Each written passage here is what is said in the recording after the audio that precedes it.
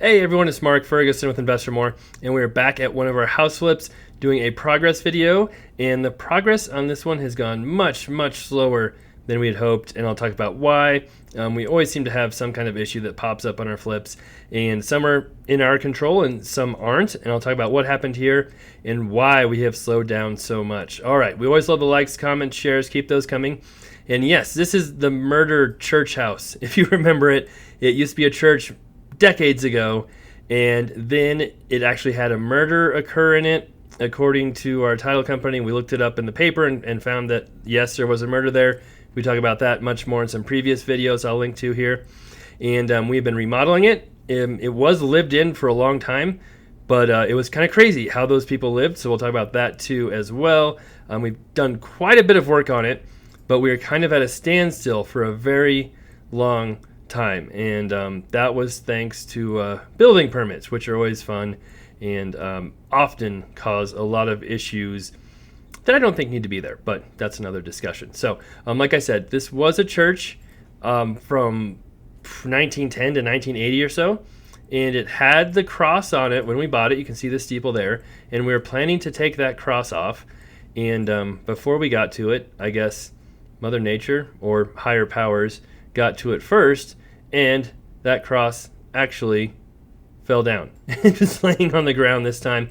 I looked at it, and it didn't look like it was vandalized or hurt at all. It was just rotten, destroyed. Its time had come for it to fall off the building, as you can see. Going back to the house, we have had a lot of holdups, and a lot of holdups that aren't our fault on this one.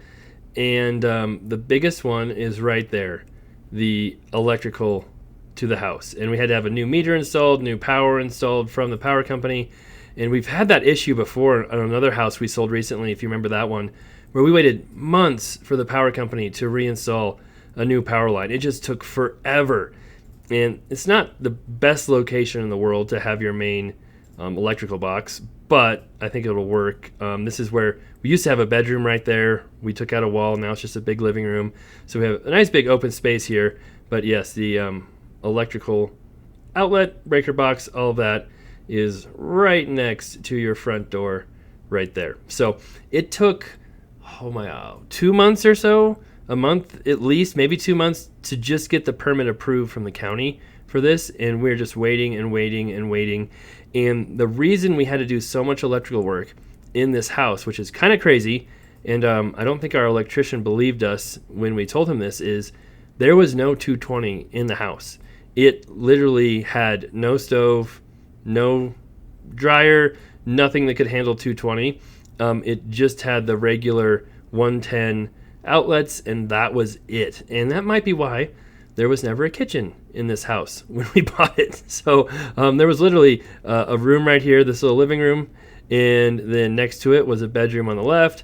And then there was, right there was the bedroom, and that's actually where the murder occurred. Or at least we think it did. And then in here was kind of sort of like a kitchen. There was like a little desk here, but there was never any counters, anything else. People lived here literally without a kitchen. So you can see we're adding the kitchen in this room right here.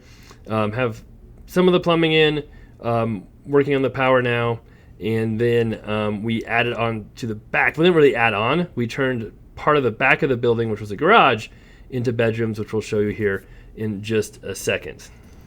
I personally think it'll be pretty nice to have a real kitchen in the house and not have to use, a second living room to cook stuff. Right. Here's the bathroom. Completely did this as well. Before there was kind of a shower facing the wall really weirdly. Not much room in there. Redid that. And then back here you can see the bedrooms. And yes, this is the part that actually used to be a garage.